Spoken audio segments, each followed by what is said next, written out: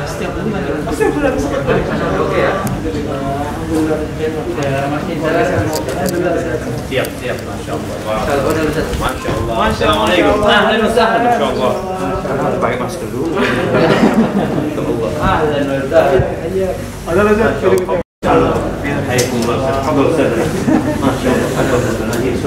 Dari mana Ustaz? Masya Allah. Ustaz, tinggal dulu Ustaz ya. Nah, ada Mas pagi ini. Oke, siap. Masya Allah. Barakallahu fiikum. Assalamualaikum. Waalaikumsalam. Ahlan wa sahlan. Masya Allah. Ustaz. Ini kuisannya. Jadi begini Ustaz, insyaallah nanti saya buka topik seperti ini. Kita akan tanya ke Ustaz Dhani dan juga jenengan Safi untuk terkait tema-tema ini mengenai meninjau dari syariah secara umum dan juga Ustaz Dhani meninjau dari sisi Ibnu Nabawi. Demikian kurang lebih Ustaz. Dan waktunya kurang lebih 20 sampai 30 menit. Insyaallah kalau ada yang kurang dipahami, monggo silakan tanyakan. Maaf insyaallah. Jazakallah khairan Ustaz. Barakallahu fiikum. Jazakallah lana insyaallah. Masya Allah. Terus kita kemana? Di sini. Oh iya Ustaz, ini hadiah Ustaz. Masya Allah. Hadiah ini barangkali di musim pandemi ini sifatnya panas semua ini. Zaitun, habatus sauda, Masya Allah. Kayaknya minumnya sambil berenang. Biar dingin, katanya kan panas dingin. Jadinya meriang, merindukan kasih sayang. Masya Allah, barakallahu fikum Ustaz. Allah barik fiik. Masyayna kita ya. Nah. Kita menuju ke Siap. Bismillah. Ini dibungkus nih ya. Masya Allah. Ayo kita mulai. Bismillah.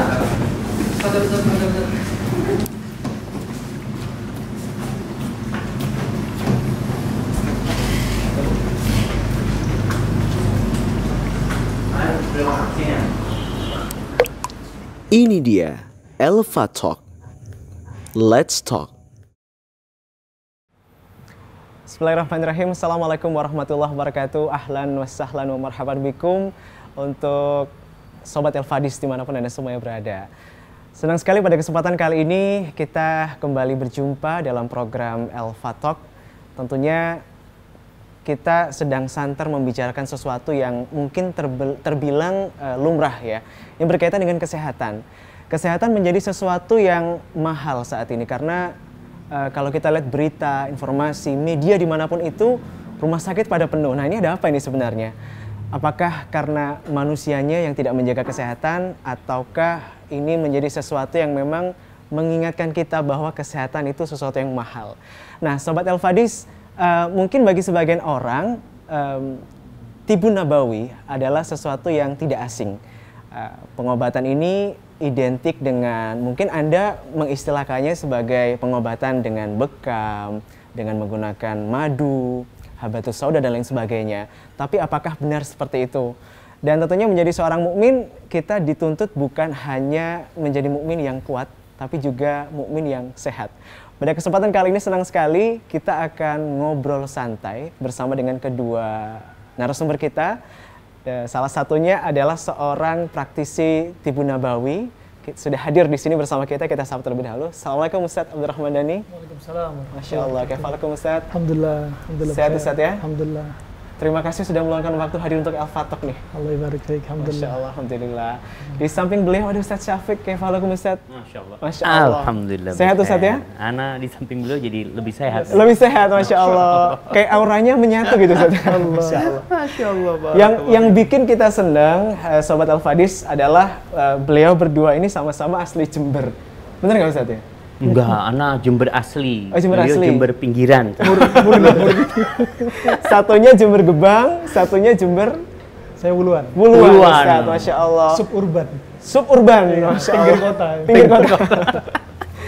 Ya, baik. Sobat Elfadis, ya seperti yang kita bahas tadi di awal bahwa kesehatan itu akhir-akhir ini menjadi sesuatu yang marak diperbincangkan ya. Kita akan coba cari tahu sebenarnya apa sih Ustaz definisi dari kesehatan. Mungkin anak ke Ustaz Syafiq dulu. Bagaimana Islam memandang seorang mukmin yang sehat? Masya Allah. Ya, Ustaz duluan ini Ustaz. Masya Allah, hayakumullah. Baik, alhamdulillah wassalatu wassalamu ala rasulillah ma ba'd.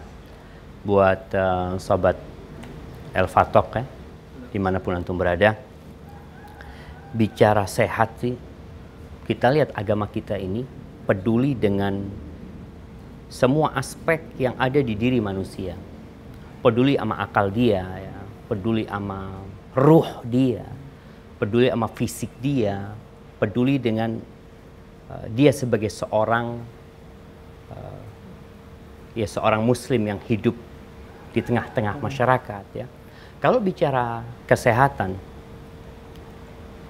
tatkala Bani Israel meminta kepada nabi mereka raja, kita minta raja nih. Maka ternyata Allah pilihkan raja buat mereka itu yang secara ekonomi di bawah orang-orang kaya yang ada. Padahal raja, Ustaz ya? Raja ini. Maka mereka mengatakan, protes ini sama nabinya ini. Anna yakunu lahul mulku alaina wa nahnu ahaqqu bil mulki minhu. Gimana dia lebih pantas jadi raja, sedangkan kita yang seharusnya lebih pantas gitu loh. Dia orang miskin secara ekonomi. Ternyata kelebihan orang ini, nabinya menjelaskan, Allah menambahkan buat dia bastotan fil ilm wal jisim. Allah berikan kepada dia kelebihan dari sisi ilmu dan fisik. Jadi bicara sehat ini ternyata nikmat Allah yang agung. Kalau tadi dikatakan sehat plus kuat gitu ya. Dan kita tahu Nabi SAW mengatakan ni'matani maghbunun fihi ma katsirun minan nas. Banyak manusia yang tertipu tentang dua nikmat ini. Dua nikmat ini, yang pertama sehat dan waktu luang. Kalau bicara sehat, maka sehat itu yang pertama nggak sakit, ya. Dia nggak sakit gitu, dia tidak sedang sakit. Kemudian fisik dia itu mampu digunakan untuk beraktivitas. Dia seharusnya tubuh ini digunakan untuk apa gitu. Kemudian setelah itu ya dia terhindar dari perkara-perkara yang membuat tubuhnya lemah. Ya. Nabi SAW juga mengatakan man kana aminan fi sirbihi. Barang siapa yang merasa aman di dirinya. Ini bicara aman, Ustaz. Mungkin Ustaz nanti bisa jelaskan ya. Ada orang kalau nggak merasa aman, jadi stres dia. Jadi sakit tubuhnya. Gitu. Berpengaruh, Ustaz, berpengaruh kepada fisik dia. Gitu. Maka nikmat yang pertama itu nikmat aman. Kemudian yang kedua, mu'afan fi jasadi. Mu'afan itu artinya dia selamat tubuhnya dari penyakit. Yang nggak sakit. Kemudian wa indahu qutu yaumi, ini bicara makanan, dia punya yang dia makan hari itu. Nggak bicara besok, lusa, pekan depan, bas hari itu. Apa kata Nabi SAW? Faka'annama hizat lahud dunya bihadafiri. Seakan-akan dunia dan isinya itu dihimpunkan kepada dia. Jadi itu kayak yang punya hotel ini antum. Masya Allah. Lebih dari itu, sekedar punya 3 hal. Itu kalau kita bicara nikmat sehat ya. Yang Islam peduli banget ya. Peduli banget ini. Mungkin nanti Ustaz Dani akan bisa menjelaskan secara detail. Tapi mungkin seperti itu ya, secara global. Masya Allah. Satu hal yang mungkin terkadang kita lihat remeh, tapi agama memandangnya luar biasa sekali dengan nikmat kesehatan, Ustaz ya. Subhanallah. Kalau kita nggak sehat ya, antum gimana bisa duduk di situ? Nah, Ustaz. Gimana kita bisa sholat ya? Nabi SAW itu kalau jenguk orang sakit, ini mungkin banyak jamaah yang jarang dengar nih doa kalau membesuk orang sakit. Yang kita hafal apa biasanya? La ba'sa tahurun insyaallah, seperti itu. Ada beberapa hadis yang sahih. Nabi mengatakan Allahumma shfi 'abdaka. Ya Allah, sembuhkan hambamu ini. Kenapa kok minta disembuhkan? Yanka'ulaka aduwan au yamshi laka ila shalah. Yang dengan sembuh itu dia bisa mengalahkan musuhmu ya Allah. Dan bisa berangkat untuk sholat. Masya Allah. Subhanallah. Semoga kita bisa memanfaatkan kesehatan ini untuk sebaik-baiknya, Ustaz ya. Nah, baik, seperti yang kita ulas tadi di awal, Sobat Al-Fadis, bahwa istilah tibu nabawi, Ustaz ya, ini tidak asing bagi sebagian masyarakat. Mungkin Anda bisa menjelaskan, Ustaz, setelah Nabi SAW wafat, tentunya literatur tentang tibu nabawi ini ternyata banyak sekali, Ustaz. Padahal, Ustaz. Wah ini kisah tawilah Ustaz. Panjang banget nih, jadi buku Sampai tersendiri. besok kayaknya gitu, Ustaz. Terseri. Barakallahu fikum. Alhasil Tibbun Nabawi tersusun dari dua kata, at-tib sama an-nabawi. At-tib ini ilmu pengobatan. An-nabawi yaitu penyandaran kepada Nabi. Jadi ilmu pengobatan yang disandarin pada Nabi dengan ya'un nisbah. Penisbatan kepada Nabi. Dan namanya Tibbun Nabawi sebenarnya harus sesuai dengan dalil yang sahih. Sahih ya. Betul-betul ini dari Nabi, katakan dari Nabi.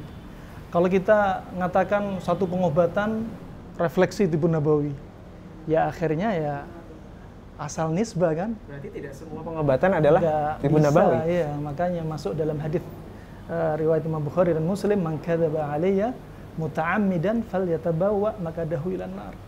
Barang siapa yang dusta atas Nabi dengan sengaja, maka tempat kembalinya neraka.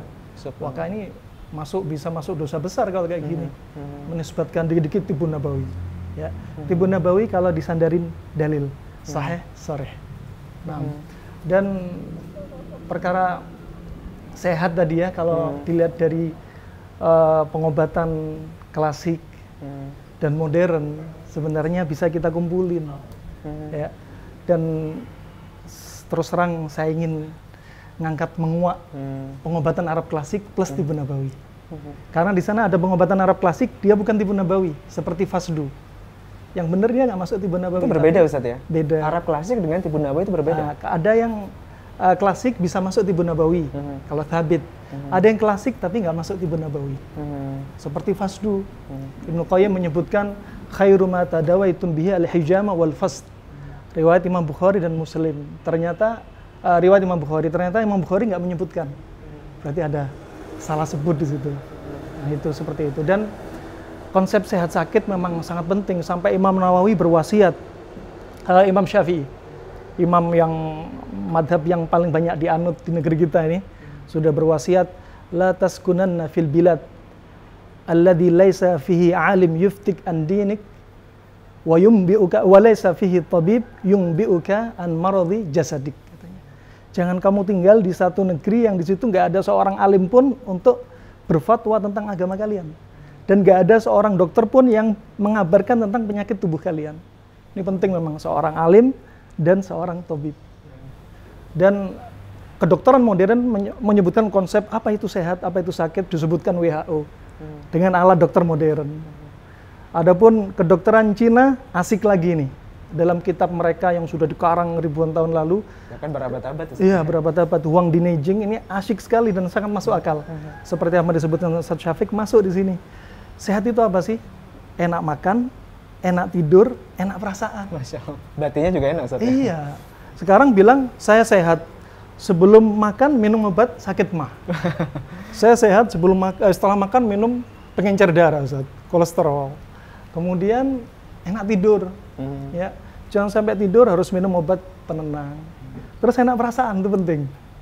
Di musim pandemi kayak gini, dia ketakutan berlebihan, panik berlebihan, menggerogoti diri dia. Dan itu sangat bahaya sekali. Dan memang kejiwaan pengaruh sama fisik. Di antaranya dalilnya apa? Seperti kisahnya Nabi Yakub dengan Nabi Yusuf. Ya, ketika Allah berfirman dalam surat Yusuf ayat 84, wa biyaddat aynahu minal huzni fahuwa kadhib. Dan kedua mata Nabi Yakub memutih karena apa? Sedih numpuk, takut numpuk, marah juga numpuk. Sedih berpisah dengan Nabi Yusuf sekitar 40 tahun. Kemudian takut ada malapetaka pada Nabi Yusuf. Kemudian marah pada saudara-saudara Nabi Yusuf yang mencelakakan Nabi Yusuf. Nah, ini menimbulkan apa akhirnya? Matanya buta, sudah disebutkan oleh Muqatil, sekitar 6 tahun buta. Dan kemudian dokter dari Mesir, ajibnya Ustaz meneliti, Ustaz, dokter modern zaman sekarang. Pasti kalau Allah nyebutin ini, pasti ada hikmahnya. Ternyata gara-gara sedih, adrenalin meningkat. Insulin turun. Insulin turun, gula darah naik. Gula darah naik, terjadilah katarak diabetik. Sehingga kedua mata Nabi Yakub kena katarak diabetik. Itu subhanallah, kalau dibahas memang banyak hikmahnya. Adapun dari kedokteran Arab klasik disebutkan dalam Kamus Muhid, apa itu sehat, apa itu sakit. Kalau seseorang dalam kondisi seimbang, maka itu sehat. Masya Allah. Kalau dia keluar dari kondisi seimbang, maka dia sakit. inilah masuk dalam konsep panas dingin. Insya Allah. Jadi bukan hanya fisiknya yang sehat, tapi psikisnya juga sehat, Ustaz, Psikis juga harus sehat. Ya, baik. Sobat Al-Fadis, kita tahu bahwa saat ini dunia kedokteran itu Masya Allah luar biasa sekali, Ustaz. Apa sih yang nggak bisa dilakukan dokter gitu loh. Dan apakah kemajuan yang dilakukan oleh dunia medis kita ini sudah sesuai dengan syariat, Ustaz? Mungkin anak Ustaz Syafiq. Masya Allah, kayaknya Ustaz Dani bicara itu. Bagaimana syariat memandang, Ustaz, dunia medis saat ini? Ya, dulu kita waktu di pondok itu pernah dapat satu pelajaran ya. Mereka mengatakan al-qalbul salim al-aqlus salim fil jismis salim. Ya, Ustaz, ingat tentu, Ustaz. Jadi akal yang sehat itu berada di tubuh yang sehat. Akal yang sehat berada di tubuh yang sehat. Realitanya ternyata ada perampok-perampok yang sehat tubuhnya, tapi akalnya nggak sehat gitu. Ternyata konsep itu nggak benar gitu. Jadi bukan berarti orang yang badannya sehat itu akalnya Sehat juga. akalnya sehat, belum tentu sebenarnya. Jadi kalau bicara medis yang ada di masa sekarang ini, medis ini ada sebelum diutusnya Nabi Muhammad SAW. Tadi Ustadz sudah sebutkan ada medis Arab klasik ya. Kalau kita bicara umpamanya nanti habatus sauda, itu sejak zamannya Fir'aun sudah dijadikan pengobatan sebenarnya. Karena ini tumbuhan sejak zamannya Nabi Adam mungkin memang sudah ada gitu loh. Jadi medis yang ada sekarang ini mungkin ya meneliti mereka bagaimana mengembangkan ilmu yang sudah mereka miliki. Selama itu tidak bertentangan dengan hukum-hukum syariat, Anda rasa ini babnya bab tausuk fil hal yang mubah ya. Hal yang mubah itu al-aslu fi al-asya' al-ibah. Jadi selama tidak ada larangan dalam syariat, nggak ada masalah pengobatan medis secara modern kan seperti itu, Zat. Seperti itu. Jadi babnya memang bab urusan duniawi yang itu diserahkan kepada manusia. Nabi SAW mengatakan antum a'lamu bi umuri dunyakum. Kalian lebih mengerti tentang urusan dunia kalian. Cuma memang kalau namanya medis itu berkembang. Jadi sesuatu yang mungkin 10 tahun yang lalu menurut mereka bagus, sekarang belum tentu. Tapi kalau tadi yang disebutkan ada hadisnya, ada nasnya, maka mau nggak mau sampai kapanpun itu akan menjadi suatu kebenaran gitu. Baik. Jadi hukum segala sesuatu sebenarnya ya mubah-mubah aja, Ustaz ya. Selama itu tidak bertentangan, Ustaz ya. Nah, baik. Ke Ustaz Daniel lagi nih. Ustaz, penerapan dari Tibun Nabawi sendiri kalau mungkin antum sebagai praktisi, Ustaz ya, gimana di Indonesia, Ustaz? Kisahnya panjang lagi ini. Kisah panjang lagi, Masya Allah. Iya. Tibun Nabawi itu tadi memang ada konsep yang setelah kami lihat kitab-kitab para ulama dan kami ingin konsen, memang juga permintaan dari teman-teman untuk konsen pada Tibun Nabawi ya, baik kedokteran klasik atau Tibun Nabawi. Alhamdulillah setiap umroh kami cari terus kitab-kitab dan kitab Tibun Nabawi selalu ada di kolong, Ustaz. Jarang orang baca. Seperti ada kitab karangan Abu Husain Al-Baghdadi dalam kitabnya Al-Mughni, ternyata sudah disebutkan kurun 400 Hijriah. Penyebab kanker, asbabus saraton wa ilajuh, penyakit kanker dan obatnya, Masya Allah. Ini betul-betul ingin kita kuat. Nah, kemudian ada juga Ali bin Abdul Karim Al-Himsi ya, dia ini Masya Allah, dia sekitar tahun 600 Hijriah. Dia seorang ulama sekaligus dia terapis. Mihnanya memang terapis Tibun Nabawi dan mengarang. Jadi mereka nggak main-main. Jadi mereka mendalami betul. Dan di masa lalu, terutama di zamannya Harun ar-Rasyid, memang menuntut ilmu Tibun Nabawi difasilitasi. Jadi mereka memang mendalami, dibantu memang. Dan itu subhanallah melalui tajrubah wal istiqra. Ya, turun-temurun. Ini teruji coba untuk apa, untuk apa. Dan pengobatan masa lalu sangat simpel banget. Hanya ngelihat misalkan ini herbal nih rasanya manis, berarti sifatnya apa? Ini pahit, berarti sifatnya apa? Cocoknya untuk apa? Ini penyakit ini, anak baru nggak juga. Subhanallah, dulu kita pernah belajar di Yaman, Ustaz. Setiap ba'dal fajar dengan Syekh membaca kitab Tibun Nabawi jilid keempat, Syekh sendiri kadang bingung. Apa maksudnya ini ya? Ternyata setelah kita gabung dengan ilmu sinse, ya Allah, ya tadakhul bainal ilm ya ini. Ilmu kedokteran modern nggak bertentangan, silakan gabung sana masuk, ternyata masuk semua. Kadang ada perkara yang nggak bisa dipaksa untuk bersatu. Terkadang ada yang Masya Allah seperti tadi, kenapa matanya sampai mutih matanya Nabi Yakub, kedokteran modern membahas. Ya, ternyata karena adrenalin meningkat, kemudian insulin turun, gula darah naik. Kemudian dari sisi Cina dibahas. Nabi Yakub sedih, berarti ginjalnya kering, banyak api yang dibuang. Sehingga pengapian kurang, sehingga darah ke mata berkurang, timbul kebutaan. Intinya seni pengobatan itu beda-beda. Pengobatan modern, klasik, ya, Yunani, India, itu seni. Dan seni untuk mencapai satu tujuan apa? Yang diobati sembuh. Jadi apa? Nggak usah saling celah lah, nggak usah saling maki lah. Makanya Nabi bersabda, ma anzalallah dan ila anzalahu syifaan. Alimahu man alima wa jahilahu man jahila. Allah turunkan penyakit, Allah turunkan obatnya. Tahulah orang yang tahu, dan nggak tahu orang yang nggak tahu. Bisa jadi sebagian orang, tim pengobat tahu pengobatan ini, yang lainnya nggak tahu. Makanya saling melengkapi. Istilahnya emban amanah. Mereka sebagai tim pengobat, kalau ada orang lain yang bisa mengobati, kita harusnya, alhamdulillah, ada yang membantu meringankan amanah kita untuk ngobatin orang. Harusnya seperti itu. Insyaallah. Nah, dan juga ada hadis Nabi yang di situ ada rahasia juga. Di antaranya Nabi bersabda, ya, faida usiba dawa'da, kalau obat itu cocok sama penyakitnya, bari'ah, maka sembuh. Di antaranya apa? Lagi-lagi panas dingin, dibahas Ibnu Qayyim. Nah, alhasil Tibbun Nabawi itu perlu kita kupas, karena dia termasuk, Ibnu Muflih menyebutkan, masuk konteks ayat al-yauma akmaltu lakum dinakum, masuk bagian ilmu syariat, maka dituntut. Apalagi kata para ulama, bisa menjadi hukumnya wajib bagi kita untuk menuntut di musim seperti ini. Masya Allah. Di musim pandemi, rumah sakit, sampai nolak pasien. Sampai nolak Ustaz. Kita harus tahu, belajar gimana antisipasinya gitu. Wallahu a'lam bishawab. Iya, baik. Sobat Al-Fadis, ini mungkin jadi hal yang kita sering pertanyakan. Apa yang kita makan itu sangat berpengaruh sekali Ustadz ya.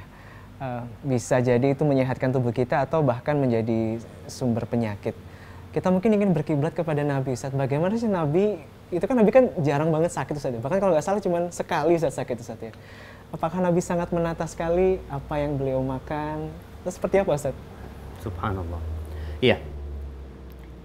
Allah Jalla Jalaluhu mengatakan, laqad kana lakum fi Rasulillahi uswatun hasanah liman kana yarjullah wal yawmal akhir wa dzakarallaha katsira.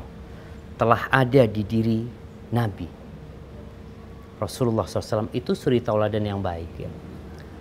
Tapi ternyata suri tauladan itu bukan untuk semua orang, untuk orang-orang yang beriman ya, yang berharap perjumpaan dengan Allah, yang dia senantiasa berzikir ya. Dia akan mendapatkan itu. Suri tauladan dari sisi apa? Semuanya sebenarnya.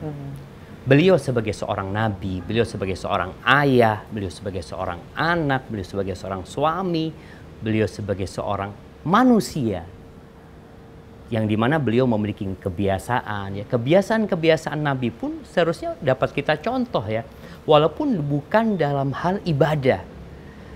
Jadi ada hal-hal yang memang mungkin Nabi memberikan arahan. Contohnya nih kalau bicara bagaimana Nabi SAW makan. Beliau pernah mengatakan alaihi salatu wassalam, ma mala'a adamiyun wi'a'an syarron min batn. Tidak ada wadah yang lebih buruk yang dipenuhi oleh manusia itu daripada perut. Jadi ternyata perut ini memang wadah yang sangat buruk untuk dipenuhi gitu ya. Makan sampai penuh gitu.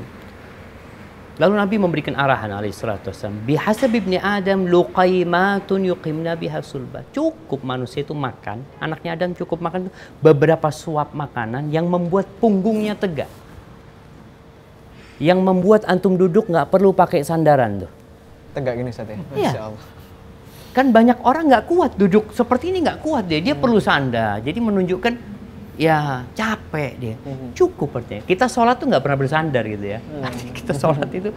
Jadi cukup makan itu yang membuat punggung tegak, bukan perutnya yang tegak, tapi punggungnya yang tegak.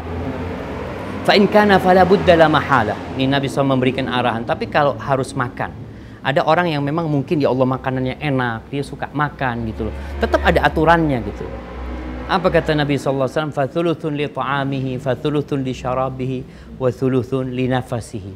Sepertiga buat makannya, sepertiga buat minumannya, sepertiga buat nafasnya. Jadi jangan sampai orang makan itu bersendawai karena sudah penuh mungkin saja sampai urusan untuk nafasnya susah. Diisi makan, jangan sampai seperti itu. Itu beberapa arahan dari Nabi SAW.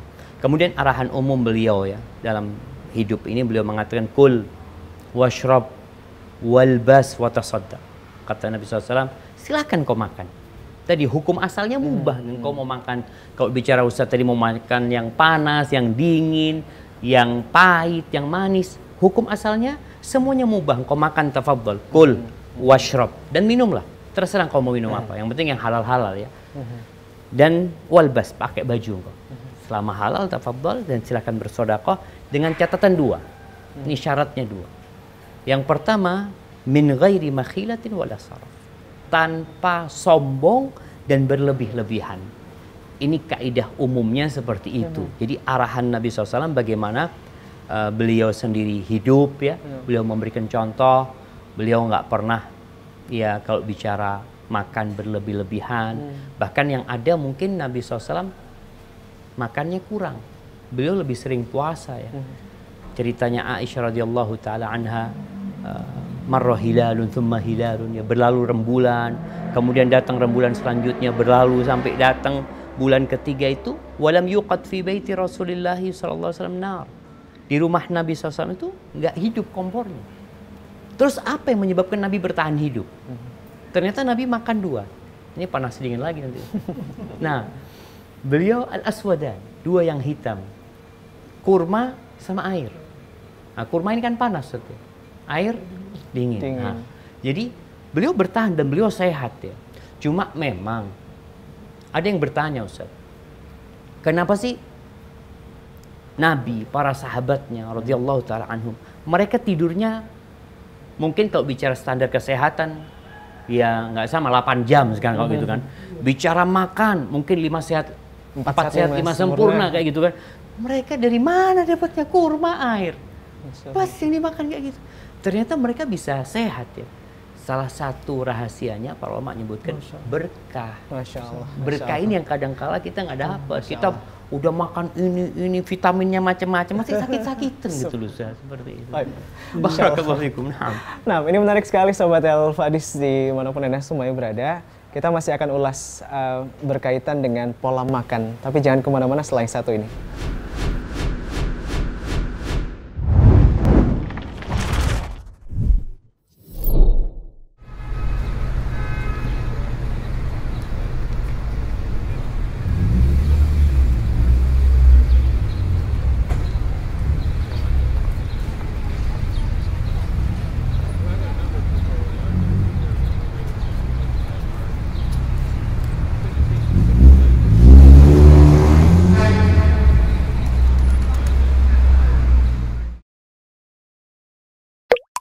Ini dia Elva Talk. Let's talk. Baik, kembali lagi bersama kami Sobat Elva Talk. Ya, kita masih membahas tentang menjadi mukmin yang sehat. Ustadz, sehat menjadi impian siapapun ya, apalagi di masa seperti sekarang ini. Tadi kita sudah ngobrol banyak tentang definisi kesehatan, lalu bagaimana kita melihat Nabi sebagai role model, keseharian beliau, menjaga kesehatan beliau, dan tidak berlebihan termasuk Ustadz ya dalam hal mengkonsumsi makanan. Ustadz, tadi sempat kita singgung tentang panas dingin Ustadz. Ini mungkin Sobat Elva Talk masih sedikit panas dingin juga. Ini maksudnya konsumsi yang panas dingin seperti apa sih Ustadz? Demam. Meriang. Meriang ya? Merindukan kasih sayang. Iya, iya. Seperti apa Ustadz kondisi seperti ini? Alhamdulillah, ya barakallahu fikum. Alhamdulillah. Sebelumnya untuk mengenalkan juga ada buku kami Latai Asy-Syifa'u Ka-Gharib dan Ustadz kami Ustadz Syafiq ya, yang melihat mereview buku ini. Ya, dan sebenarnya lagi viral-viralnya dikit-dikit orang lagi rame Tibun Nabawi. Ya. Pertama buku ini pertama kami bikin Yumashil Hal, jalan dulu aja. Nah, pasti jauh dari kesempurnaan dan di situ ada konsep panas dingin dan sebenarnya kami ingin nyampaikan asal hukumnya bukanlah sunnah, nggak bisa dinisbatkan Tibun Nabawi. Orang gagal paham, langsung dikit-dikit apa yang Ana sampaikan, karena Ana yang nyampein, udah ini Tibun Nabawi dah, Tibun Nabawi. Nah ini karanya nyampein Ustaz. Semuanya Tibun Nabawi. Yang nulis Iya, tidak Ustaz ya. itu dia. Makanya tujuan dari kajian-kajian, kami ingin menyebutkan, yang Tibun Nabawi datang dalil sahih sarih. Dalilnya apa aja? Nah, adapun yang kisah tentang panas dingin, ya sebenarnya ada beberapa dalil yang kami lihat seperti ucapan Rasulullah, hadis riwayat Tirmidzi, kemudian juga hadis riwayat Abu Daud dari Aisyah radhiyallahu anha, bahwasanya Rasulullah ketika makan semakan sama kurma, Rasulullah berkata, "Nadfa'u harra hadza bi bardi hadza wa burda hadza bi harri hadza." Kita netralkan ya panasnya kurma dengan dinginnya semangka, dinginnya semangka dengan panasnya kurma. Kemudian beliau juga nyebutin ayat diantaranya, tudammiru kulla syai'in bi amri rabbiha. Artinya semua saling menetralkan. Ya, mengambil dari itu. Tapi sekali lagi kita ingin menyampaikan dari sisi hikmah aja. Karena ternyata mereka kedokteran klasik membahas hikmahnya. Bahkan hikmahnya kata Ibnu Muflih dalam Al-Adab Asy-Syar'iyyah, beliau sampai menyebutkan judul Faslun fil ilaji wa hifdzi sihhati bidaf'i kulli syai'in bididdih. Ya, bab ngobati penyakit dan menjaga kesehatan dengan menjadikan sesuatu itu berlawanan, termasuk panas dingin, lembab, kering, itu berlawanan. Dan subhanallah, al-ibrah bil haqa'iq, ya, tanpa menisbatkan langsung dari sunnah, ya, tapi kenyataan teori ini dipakai. Orang Cina pakai yin dan yang, kedokteran modern pakai teori asam dan basa, klasik pakai panas dan dingin. Dan ini subhanallah, pasien dari kasus ringannya sampai kasus beratnya akhirnya cerita, ya Allah, alhamdulillah, yang kurus jadi ideal, yang gemuk turun ke ideal. Ternyata diteliti oleh seorang dokter, ya, Profesor Dr. Ahmad Sugih, beliau umur 81 tahun, SPGK, SPGM, guru besar kedokteran UI, juga pernah menjabat ahli gizi Indonesia. Beliau lah yang merequest untuk menulis kitab ini, buku ini. Ternyata dengan pola makan seimbang, tubuh kita seimbang. Karena organ kita ada juga yang panas dingin. Makanya makanan yang masuk juga panas dingin. Dari sisi makanan, biar tetap seimbang. Makanya tadi dalam kamus Muhit disebutkan, orang katakan sehat kalau kondisinya seimbang. Kondisi seimbang, mayoritasnya makanan. Gitu. Kalau nggak seimbang, kebanyakan makanan salah satu sisi, kombinasi satu jenis. Mereka sebutin seperti itu. Kalau kelebihan salah satu sifat, juga kelebihan akan muncul sifat satu jenis. Makanya Ibnu Qayyim sebenarnya ngambil dari dua dokter Yunan klasik, Jalinus sama Hippocrates. Banyak kiblatnya dari mereka, makanya harus dipilah mana yang Tibun Nabawi, mana yang dari klasik. Alhasil kami mengambil, kadang kami sebutin Tibun Nabawi kalau datang dalil. Kalau nggak datang dalil, kami bilang ini pengobatan klasik. Arak dan nggak bisa dinafikan. Klasik Arab bisa sebelum Nabi ada, seperti bekam, seperti kata Ustaz Syafiq tadi, Habatus Sauda, Kustul Hindi, ini udah klasik. Ya, sudah ada. Ketika Nabi ada, Nabi sebutin juga. Nah, dan setelahnya juga ada pengobatan, baru pengobatan Arab klasik yang sudah mereka banyak dari orang-orang Islam. Nah, seperti Al-Harith bin Kaldah yang dia belajar ilmu kedokteran di Persia. Disebutkan Al-Hafidh waktu itu dia belum masuk Islam. Dan banyak sahabat berobat ke dia. Di antara ucapan dia, wa kanatil ma'idatu ra'sud da' wal himyatu ra'sud dawa wa awwidu al-jismu ma'tad, kata beliau. Perut ini sarangnya penyakit. Intinya penyakit perut. Dan inti dari pengobatan, perbaiki pola makan. Ini bukan hadis ya, tapi orang menisbatkan hadis. Iya. Hadis yang Nabi SAW mengatakan tidaklah dipenuhi yang lebih buruk daripada perut. Perut. Nyambung Betul, juga sebenarnya. Intinya memang perut. Ya. Intinya di perut. Intinya perut sebabnya. Ya. Saat ini menarik sekali. Tadi antum sempat mengatakan jika seseorang mungkin, mohon maaf ya, bukan body shaming ya, Ustaz ya, berlebih ya, atau tubuhnya kurang ideal. Apakah sebenarnya itu memang faktor salah atau tidak memahami pola makannya, atau ada yang bilang ini karena kita genetik nih, karena orang tua kita mungkin berbadan demikian. Ini yang benar sebenarnya seperti apa, Ustaz? Barakallahu fiik.